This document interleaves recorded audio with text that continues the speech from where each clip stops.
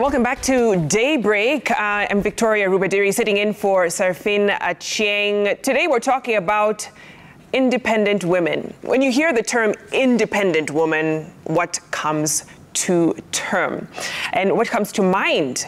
You know, oftentimes it is a woman who doesn't want to be in a relationship. Oftentimes it's a high net worth woman who has a high powered job, very independent financially, especially, is what comes to mind. But joining me in studio now is Bobby Roberta, a writer, and very soon we'll be having another panelist joining us. Bobby, good to see you. Good morning. Let's begin with, just to be fair, to define what an independent woman actually is. Yeah. Just now when you were speaking, I was thinking about the definition or what I was going to say an independent woman is. And then I thought, we never say independent man. Why? Because someone that's independent is just a normal human being who takes care of their things, who pays their bills, gets stuff done, gets things done. And I don't know why we add independent to woman when it's someone who's just living their normal lives. But I guess how people perceive an independent woman to be is a woman who has her own things going on. And it's because we're so used to society expecting women to be very dependent on maybe men or the men they're with, or because it's always she's Nani's daughter or Nani's wife or Nani's sister. So yeah, I think in my opinion, an independent woman is just a normal human being who takes care of themselves. But I guess from people's definitions or from stereotypes and what people perceive an independent woman to be, it's just a woman who is headstrong and is bold and able to make their own decisions for themselves. So that's what I think an independent woman is. I like the definition you've given because it kind of normalizes and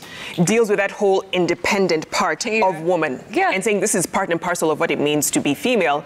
But let's talk about what it means in modern times. Only because in the African setting, traditionally, women had been, like you said, dependent on a male figure, whether it's a father, eventually a husband or brothers, to kind of protect, provide, and whatnot. Now that's shifting, that's changing. And people could say that's because of girl empowerment. Over the years, more women have had access to education, better jobs, and as a result are more financially independent. But when you think about this new kind of image of an independent woman, when did that kind of start? You know, and especially when they talk about feminism. I think it just started with the whole movement of women being, I don't want to use the word tired, but let me just say, we decided we needed our own independence because depending on people brings about a lot of friction, especially when that's where the abuse starts to come in. Things like emotional abuse, financial abuse, etc. So I think it just started dawning on us that we needed to have our own things, to make our own decisions. And you brought up the African traditional, you know, systems and ways of life. And if you look back, you see that we weren't even allowed to have bank accounts. We weren't allowed to walk alone without a man. And in some countries, this is still prevalent. This is still happening. So I think it just, we woke up and having more opportunities of, we call it empowerment, having more opportunities of awareness and education and being able to make our own money, make our own decisions.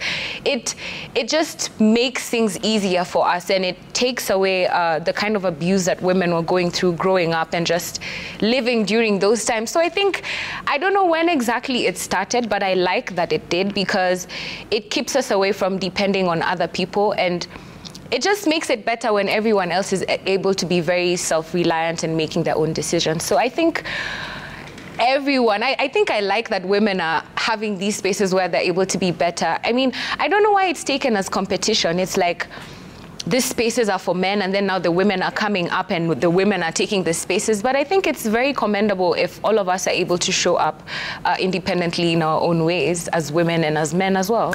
It's interesting you talk about why it's viewed as competition. I can see how it is, maybe from the perspective of the workplace. I remember reading an article where they said, you know, for women, we're working in workplaces and jobs that were designed for our fathers.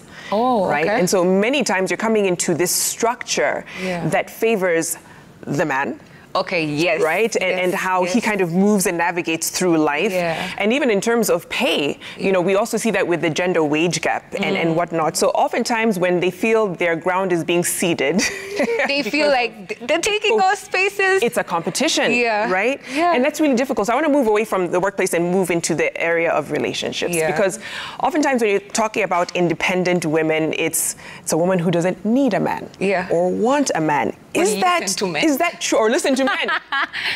Is that true? I think a lot of things come into play. There's something about masculine energy and feminine energy, which basically stipulates the order of biology and how women and men show up in different ways in relationships or even in just in life. And I like that you said, you know, these spaces are created for men, because they were. Like when patriarchy was being designed, it was this 40-week work hours are for men, and basically biologically even us women are struggling to catch up. I mean, yes, we're making it work, but we're struggling a bit because the system was definitely not designed for us. But then I think that there has to be a balance. I think when people are talking about independent women versus men, it's just about the energy balance.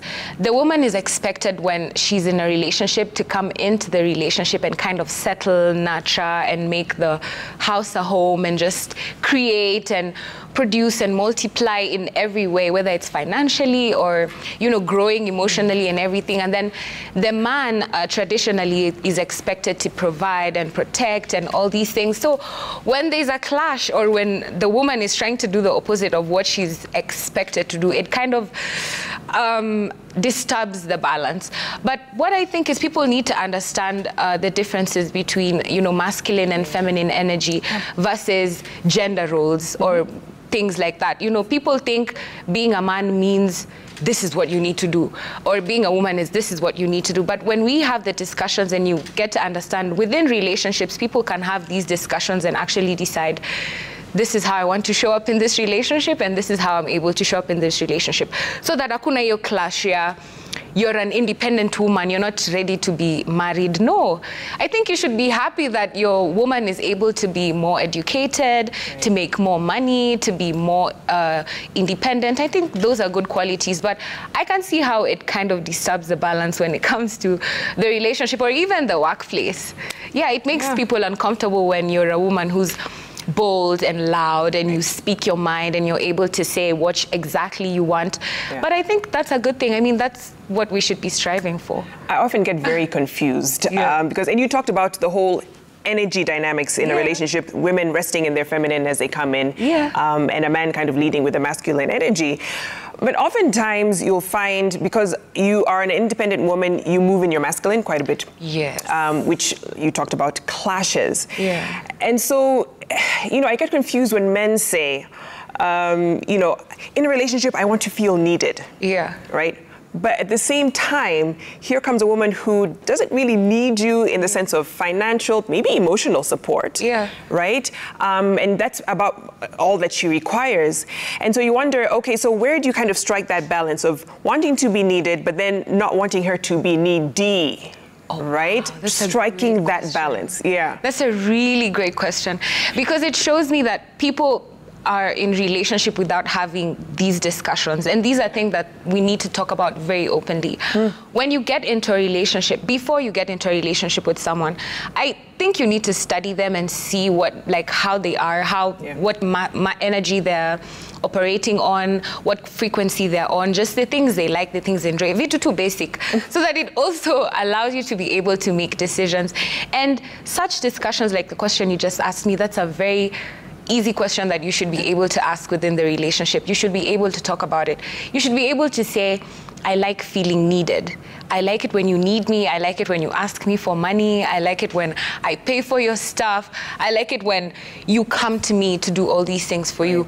And she can tell you, the girl can tell you, I'm not like that. I have my own money. I don't want to need you for everything. You see, so it brings a conversation point where we're able to strike a balance and be like, I'm not like that, so then this relationship will not work. And it's okay for us to have these discussions, because if you don't, I think what people do is they stick in relationships that they're not happy in because they like the person, or because they've already moved further along with each other. And then you get that your energies are not balancing, and you're not able to be with a woman who doesn't need you because it makes you feel some type of way, or it makes you feel like, whatever it makes you feel like, but you have to be able to communicate about it. And she has to do the same. Everyone within the relationship has to be able to feel like they have the space to just be themselves and speak on how they want to run the relationships. But because we keep ignoring, or we are scared, or we think we like going with the flow because we think things just balance out as you go on. But if you do not talk about things like that seem very unimportant, it's always gonna come up, always. It could be in a simple thing as maybe you're at the supermarket and you're paying the bill and your woman is like, my card, and you start feeling inadequate. You know, why doesn't she let me pay? But it has nothing to do with that. It's just she can pay. She was at the counter first, so she just paid. But it's going to, if you're an insecure man, it might make you feel like she doesn't need you, or she's not. That's why you need to have these discussions. Just talk about it. Talk about basic stuff. Talk about such things so that you're able to understand each other better and navigate the relationship better. It's interesting. This whole time, I feel like we've kind of jumped the gun a bit in terms of relationships, because we talked about just the strange dynamic that occurs when you do have the woman moving more in her masculine in a relationship. But that's actually the first thing that prevents her from getting in to the relationship in the first place, right? And so many times you'll find men are intimidated. I saw an article that said men either hate her, fear her rather, or hate her. Right? And so you're like, so where are her options? Because they want to be her. They look at her and they're like, that's who I want to become. Wow. But you see, that makes it easier for you as a woman to decide the kind of man you want. You see, for such a woman, she needs a more masculine man.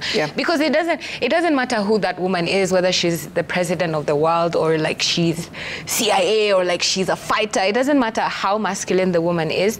If she's able to be with a man who is more masculine than she is, then she's just very normally and very naturally going to settle in her feminine energy.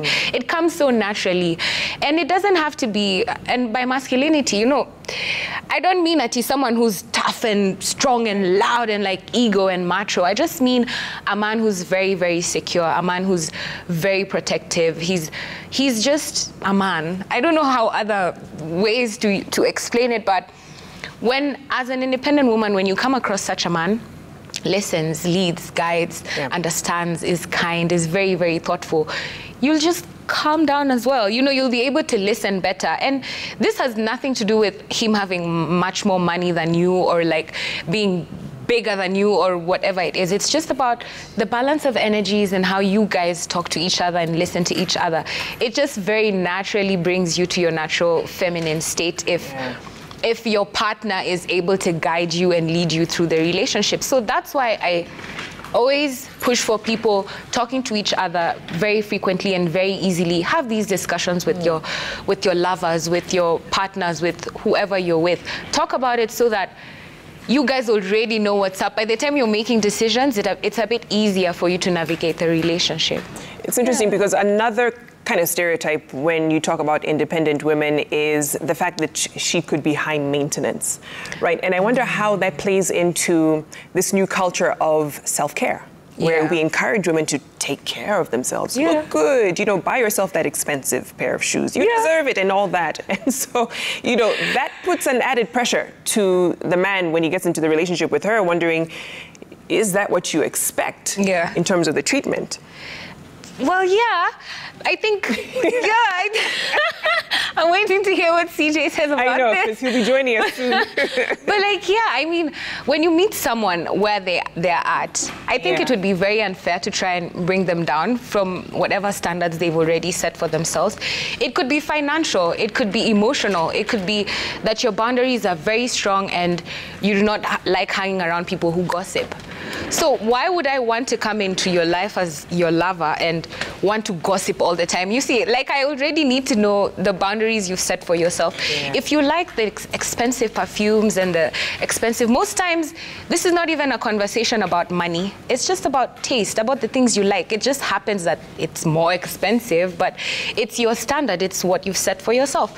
So I think when you meet someone where they're at, you're supposed to be wanting to elevate them more, or just make them a better person as you're also growing and becoming a better person, instead of the inverse where it's now you're looking at this girl, you're calling her high maintenance, Mara, she wants expensive shoes, CG, expensive what? Yeah, that's where you got her at. Yeah. I mean, find a way to match her, or just talk about it so you can see how you guys can balance the relationship and be with each other, be like your conflict. Yeah, I miss yezi no noise of yatu.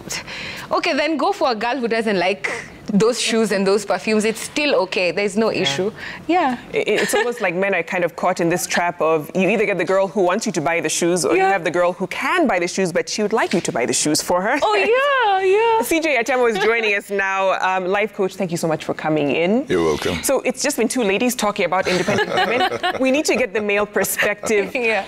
I mean, what do you make of this whole, it's not new, but, you know, it's becoming more of a subject matter that is concerning society in terms of women becoming a bit too empowered. Right. What's happening to the boy child? Men feeling intimidated by a woman who is now owning her own home, driving the car that she wants, taking the trips that she wants, and wondering, where do I fit in this equation? I think generally we normally have this conflict between modernity and our tradition and our cultures. Yeah. And how we have been socialized, most of us, has been the traditional way. Yeah. We grew up hearing about what a man is supposed to do, what a woman is supposed to do. But then the women got to get empowered and get to know how to survive. That was also mitigation against the things that happened in the past, like when women did not have their own money, they did not have their own careers. If they lost their husband, they literally lost everything. Either they would be forced to accept cultural practices that were not very healthy for them, like wife inheritance, or people would just come in, the clan would come in, pick up everything that the husband had worked for. So sometimes you'd find them out there with the children.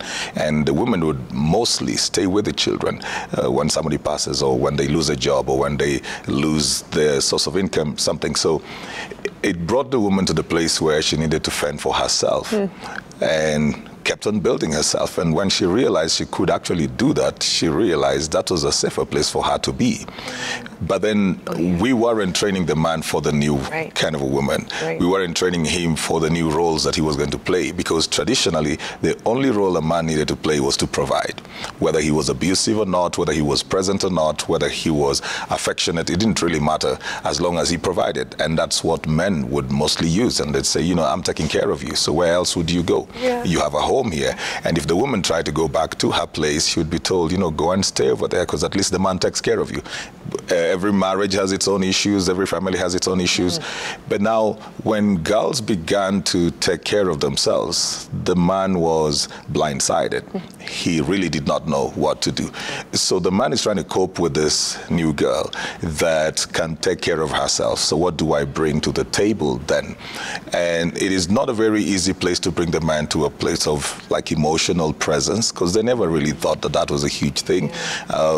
Being romantic, being affectionate, affirming, and just being present in this woman's life as a person.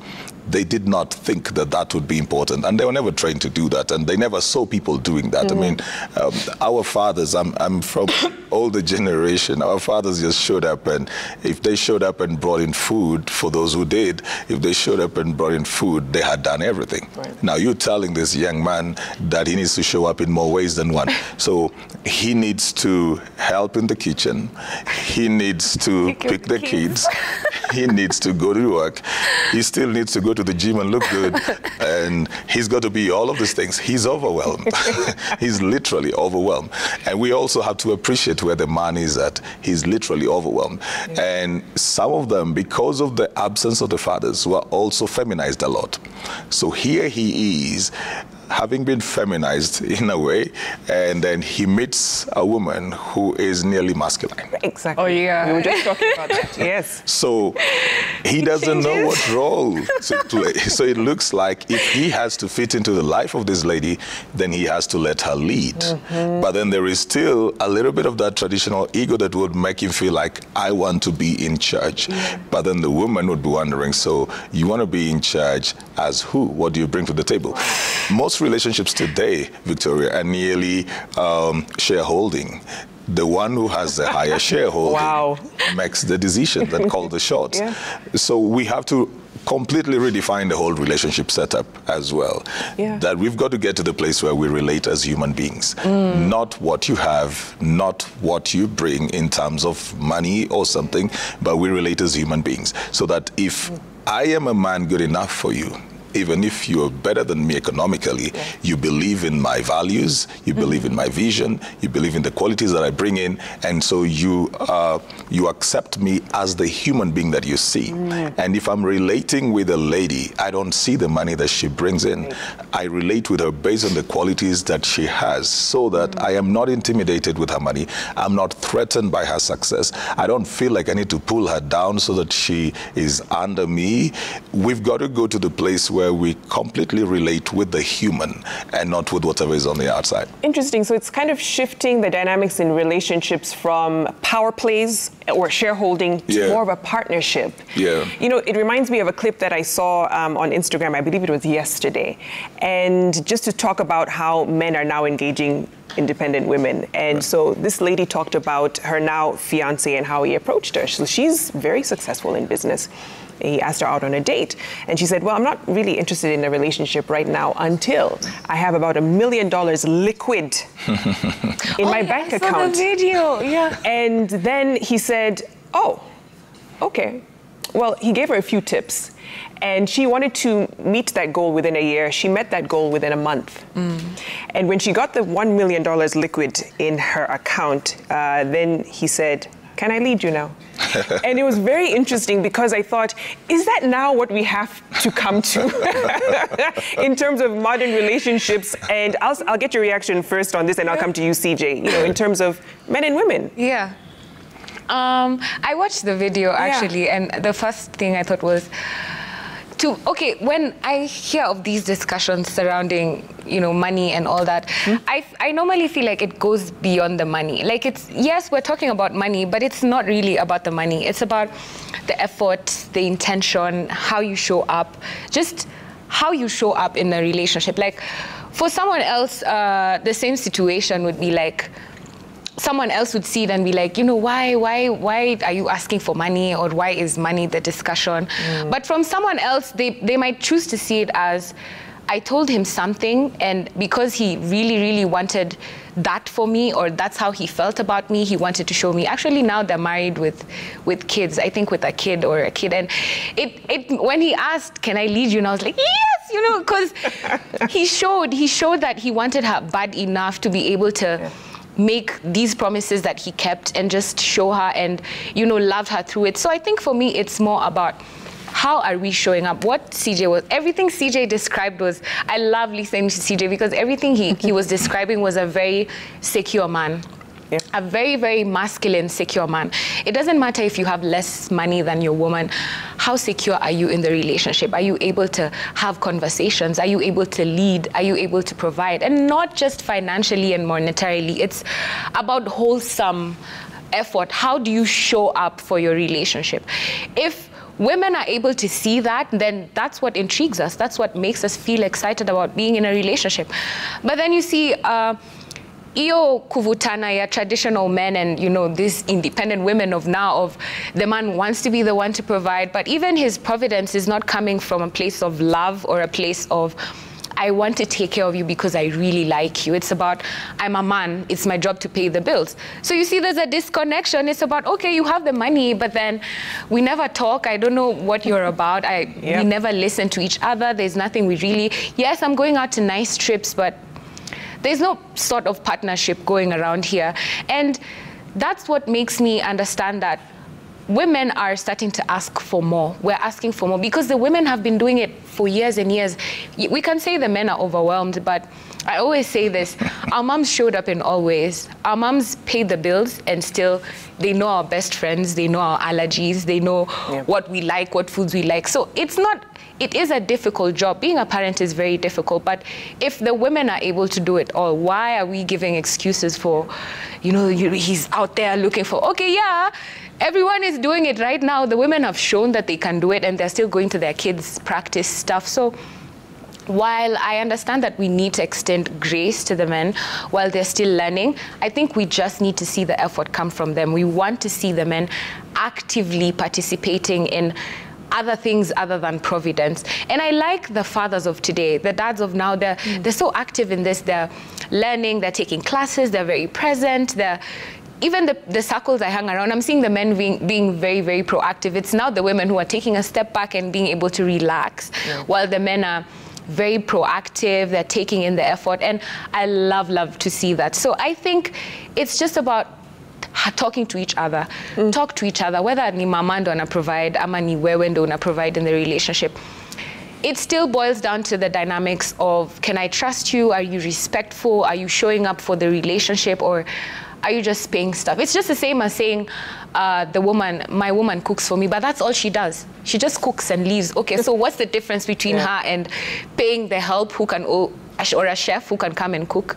Our relationship is much more than the chores and the financials and all that. We need to really have a partnership where we're able to talk to each other, we like each other, we're able to show up for each other. So yes, while we're extending grace to the men Kina CJ was talking about, let's see more effort so that even us women, we're able to support you more, we're able to show up more. Because when we see that, if I see that I can trust you to lead me, and I see that you're very protective, it becomes so easy. Like, why would I want to fight you about who's gonna pay for stuff? I'm just gonna chill and wait for you to, take charge in the relationship. And not take charge as in, you're bigger than me, ama you're better than me.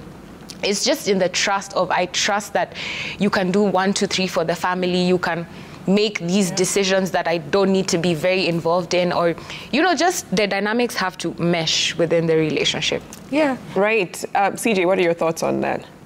Well, I love listening to what everybody is saying. The women have been showing up. But generally, we've got to understand that women have been mentored for years. Like, from a very little age, you'll be told, pick your plate, take it over there, wash your cup, do this, make your bed. So they've been domesticated in a sense. Then the boys would just be getting out and going to play, come back, his daddy puts his T-shirt over there, goes back out again, his daddy. There wasn't deliberate mentorship for the men on the domestic front. So they went out, they played, they hung out with their friends, they fought, came back bleeding, then he's, taken care of. But mostly, they did not know what to do over here.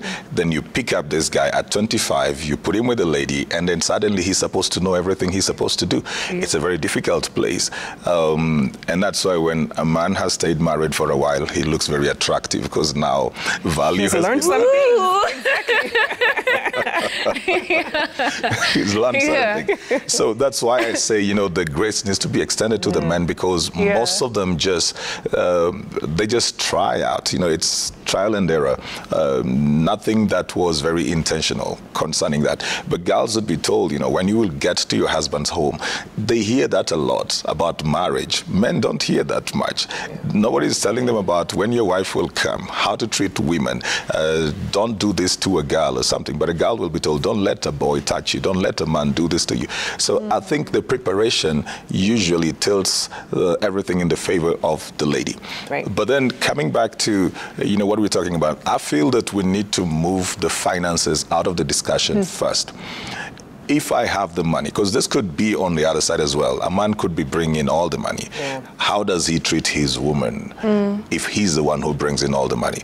If a woman marries a man who was already established, and he's wealthy, so is she coming in as an employee? Is she coming in as part of the furniture? Is she just coming, that's the help we should have. So whether it is the man who has the money or the woman who has the money, relate with people you respect. Yes. If I don't respect you, even if you're the lady, I'm the man, it will look like I'm taking care of you. But really, I'll remind you every day that you brought nothing. Right. The word said, you came with nothing into this world, and with nothing. You will leave with, exactly. So you could be married to a man who takes care of you in quote, but then they keep on reminding you that. So you're very insecure, you're very unsettled, you're very unsafe. You never know when you will be asked to leave or when you will actually feel like you need to leave. Yeah. They can do anything around because they feel that they pay the bills, and they feel you probably came from a family that really needs you to be in that particular space because then he's helping your family. Some of them know how to bribe your family members. So because of poverty, they'll feel like, girl, just hang on in there. At least he's taking care of us. Right. Yeah. So even if the man is the one making the money, he still needs to respect the woman in his life. And I think the same is true even for the woman who makes the money. Like, if you're relating with this person, don't always have it in your head that I'm making the money. Don't relate with people at that level. Relate with people at the basic level of human respect, that you have seen values and you have seen the character in this person is attractive to you. Then how do you build them? It could actually be that you could build them for a season, then at some point they're on their own and they're standing, and sometimes life flips. Then later on it could be that they actually take charge. So find people that you can respect. Relate with somebody you can respect. Money and economic status, that changes overnight. It could change anytime. You know, one accident could cause somebody to lose their income, lose your job, and you can't do anything. So I feel if you have somebody who offers you security, strength, somebody who makes you feel safe, somebody who makes you feel valued, somebody who's not afraid to speak to you the truth. Because you could be so successful out here, Victoria, but then you need somebody back there who tells you you're not making the right decisions. And they're not afraid of you kicking them out of your house. And they're not trying to be disrespectful. They're not trying to be condescending. They just are watching your back so much that they will say, you know, what you're doing will not work for you. And you may get upset with them and tell them you need to leave, and they'll say, that's fine, I will leave, because they're not after what you have. They're watching your back. So sometimes even what we call the independent or successful woman really needs somebody who watches over their back. They don't need another rich person, because you already have the money. So you need somebody, if you have a co-driver, you need somebody who sees what you don't see. And that's whom you need in a relationship. The money thing, well, good, but you need somebody who will see the blind spots, somebody who will be like a coach to you, somebody who will help you become a better human being, because you may be very good at making money, but very terrible at making friends, very terrible at making decisions, very terrible at taking care of yourself or people around you. So I think we have to look at what exactly do we look for when we get into relationships. Just a follow-up to that, CJ, because, and I get where you're coming from, for the independent woman, and we're just talking with Bobby about this, entering relationships is difficult because she is intimidating to men. And so by the time you find the guy who is not intimidated by your money or your status or anything else that you do have, you know, the woman is made to feel by her friends, you're settling. Right? Because he doesn't have this kind of job or this career and this kind of money, or doesn't come from this family. And so how does she kind of reconcile of, no, but I'm looking for a partner, right? And that looks different. So how does she kind of make that decision? You see, does he have the kind of brain and the kind of mind that can match where she is at? When you run a company and you begin to employ people, for example, if you're going to employ a CEO, are you going to employ a CEO who is at your financial level? Or are you going to employ a CEO who has the brains to run your company? So does this person have the capacity to manage you and manage this home and manage everything that comes with it? The pressure, the money, the decisions that need to be made. You could be very good at making money, but then you don't know how to invest it. And this person comes in, and then they literally structure your money and grow your money and make you not even have to think about where your money will be. So does it mean then that he has no value that he's bringing in? When it comes to matters of money, Victoria, I'll have to say that there are people who bring in non-monetary value, but they assist their partners to make the money. So if, for example, I have a stay-at-home wife, she's actually helping me when she takes care of the children and takes care of the home. She's helping me to go out there without worrying about what's going wrong in the home. And that gives me the peace of mind to show up at my workplace and be in the boardroom. When I go back home and I have a peaceful place to rest, I can find energy for the next day. So would I say that she brings nothing to the table? That's not true. She actually brings something to the table, just that we cannot attach value to it monetarily. So if you were independent, then you should be independent enough to look at your friends and say, he's a good guy. Yes. You know, I like that. Oh gosh. Bobby, I have to ask this because another issue we find with independent women is they're overly self-reliant, right? And they fall into the trap of being the strong friend. No one ever checks in on them. And so, you know, how do you kind of help strong women, independent women, to walk out of that, to accept the support, delegate sometimes, you know? And this goes specifically to single moms who don't know how to do that, especially. And being overly self-reliant is actually a trauma response. It's from your childhood traumas, from where nobody ever showed up for you, or when you asked for help, you were always shut down. So you just grow up, kama umezoea. It's okay, I'll do everything on my own, I have it. And then you keep growing, and yes, you keep doing things for yourself, but it reaches points where you actually need assistance.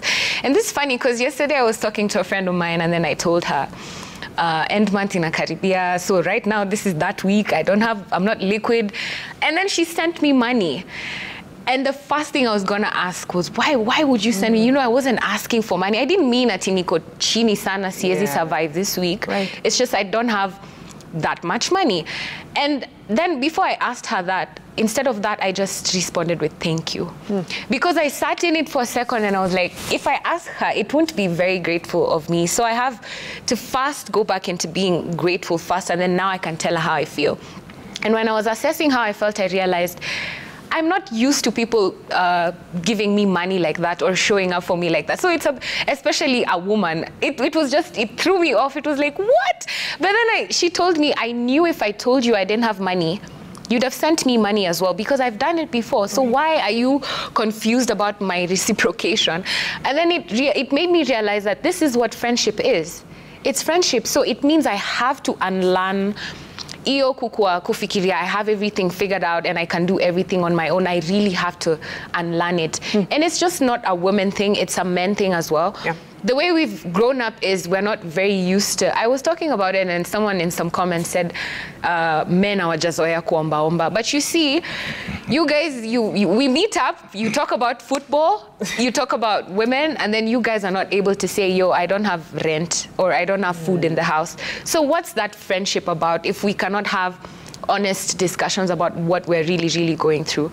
So it made me, that incident yesterday made me realize that it's something I actually have to actively unlearn. I thought I was above it, but then it threw me off because I was so confused. Why did she send me money? Why? So, but now that I'm aware, I'm actively working on it. You know, I have to bring myself to the point of, I have to teach myself to accept help. I have to teach myself to be able to ask when I need the help. So it's just about unlearning and loving yourself. And what CJ said, you have to create a community for yourself around you that makes you feel safe enough to talk about these things, to be able to reach out, to accept help. You have to unlearn all these toxic things. It seems like it's good because you're not relying on anyone or you're not asking anyone, but no man is an island, and very, very naturally, it's very intrinsic for human beings to need help. We need each other. We need to show up for each other. Hata saizi nikitaka kwanza kampuni, siwezi anza peke yangu. I need someone who does 1, 2, 3, someone who does, we need to all come together with the brains and the thoughts and the emotions and just talk about things so we can make it succeed. So what I'd say about that is that's a trauma response, and it's something that you actively need to unlearn. You need to teach yourself to be able to, it's not easy, but once you notice you're like that, it makes it easier for you. Once you accept, it makes it easier for you to be able to start working on yourself. And I'm not saying that you take advantage of people and ask all the time or ask everybody, but I'm saying when you genuinely need assistance, you need to not be afraid to just reach out and ask people for help, and also to just accept when people want to show up for you. So I'd say that as human beings, not just as women, it's a very intrinsic need. It's very innate. It's something that we all need for ourselves. So when someone is showing up for you, please accept the love. Be able to notice that that's CJ checking up on me and that's him loving me. And like I said before, this conversation is not about money. It's not yes, it's money we're discussing, but it should show you far beyond how people willing to show up for you. Because I need to your door, but it's not about the money. It could be her coming to spend time with me or her just giving me words of affirmation. It's just that the method she chose was to give me what I needed in that time. So instead of being afraid and feeling like you do not, because also it comes from a place of feeling like you do not deserve it.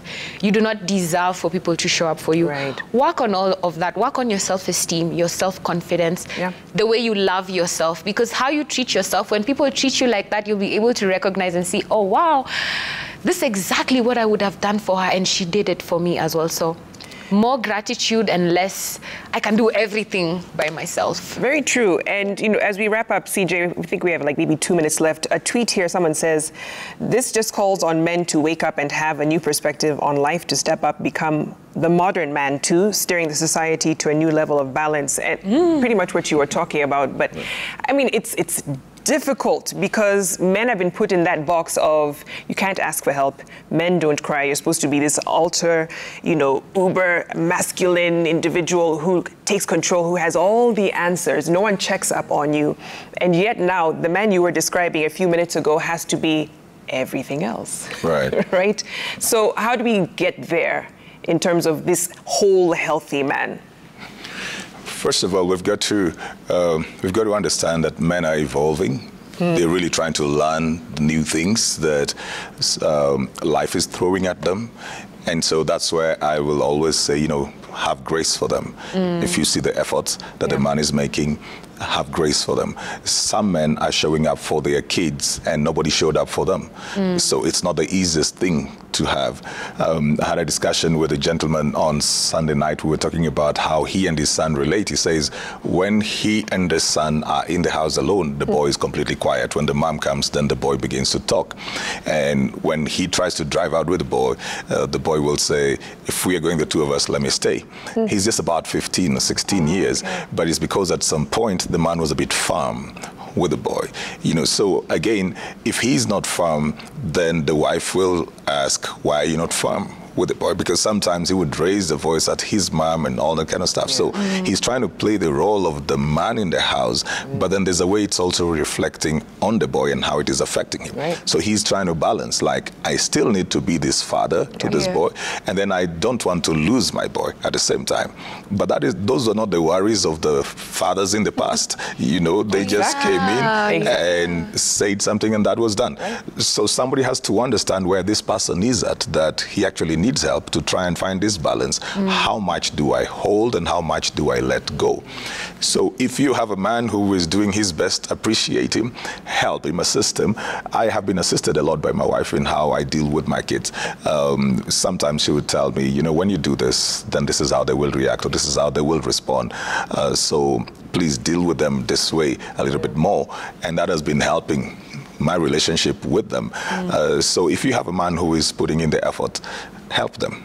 Don't just leave it to them and say, well, you're the man, find out how to do it, sort it out. You just need to help them and appreciate the effort that they are making. If you see that they're overwhelmed, tell them, look, I appreciate what you're doing. Don't fix him, don't force him. If he's trying to come to the school, he came to the school, but then he had a book or a newspaper, don't fight him over that. At least he showed up. So engage him in other things. We all need to be helped and coached in this. And maybe if I just drop this, Victoria, the thing that Bobby was talking about, the trauma response, I also think there are elements of trust issues. The element of trust issues, like if I have trust issues, I'll struggle with receiving help from you because I'm thinking like, what do you want? What do you want in return? So, and sometimes what these people do, when they keep people off and then they actually need help, they are hoping that you will know that they need help and they shouldn't ask you for the help, and you should come in and help without them asking you for the help. And then they get upset that you didn't show up. Passive-aggressive behavior. Yeah. My goodness, thank you so much. Bobby and CJ, this conversation could go on. Maybe part 2, you never know, could come up from this.